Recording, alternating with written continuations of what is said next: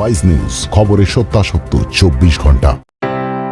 নমস্কার, আমি সুপর্ণা, আপনারা দেখছেন ওয়াইজ নিউজ। এসো মা লক্ষ্মী গানের সুবিখ্যাত গীতিকার মিল্টু ঘোষ আমাদের ছেড়ে চলে গেলেন।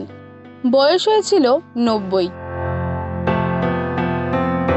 হঠাৎ করে নক্ষত্রের পতন, আমাদের ছেড়ে নক্ষত্রলোকে চলে গেলেন সুবিখ্যাত গীতিকার মিল্টু ঘোষ।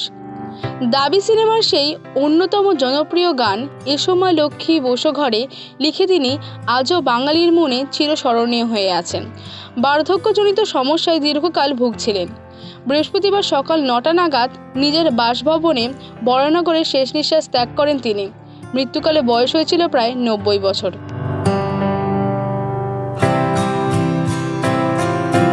চিরস্মরণীয় বাঙালির হৃদয়ের মণিকোঠায় জায়গা করে নেওয়া এই শিল্পীর মৃত্যুতে শোকস্তব্ধ পুরো সঙ্গীত জগৎ।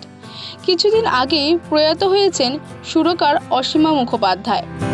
স্বর্ণযুগের সেরা ছবির একটি ছবি চৌরঙ্গী ছবিতে প্রযোজনা করেছিলেন তিনি। অসীমার সুরে এবং মান্নাদের কণ্ঠে এই ছবির জনপ্রিয় বড় একা লাগে এই আধারে গানটির গীতিকার ছিলেন মিল্টু।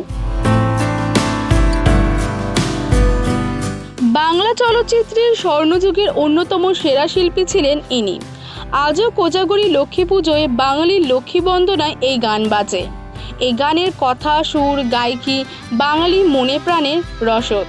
এই গানের 50 বছর পূর্ণ হয়েছে গত বছরেই। 1974 সালে মুক্তি পেয়েছিল বাংলার ছবি দাবি। সেই ছবিতে সুরকার ছিলেন অন্যতম শিল্পী হেমন্ত মুখোপাধ্যায়ের ভাই অমল মুখোপাধ্যায়, আর সেই গানের কথা লিখেছিলেন মিল্টু। আজও সেই গান পুরনো হয়নি, আজও সেই গান বাঙালির হৃদয় স্পন্দন। আজ হঠাৎ করে থেমে গেল সেই সুর মূর্ছনা।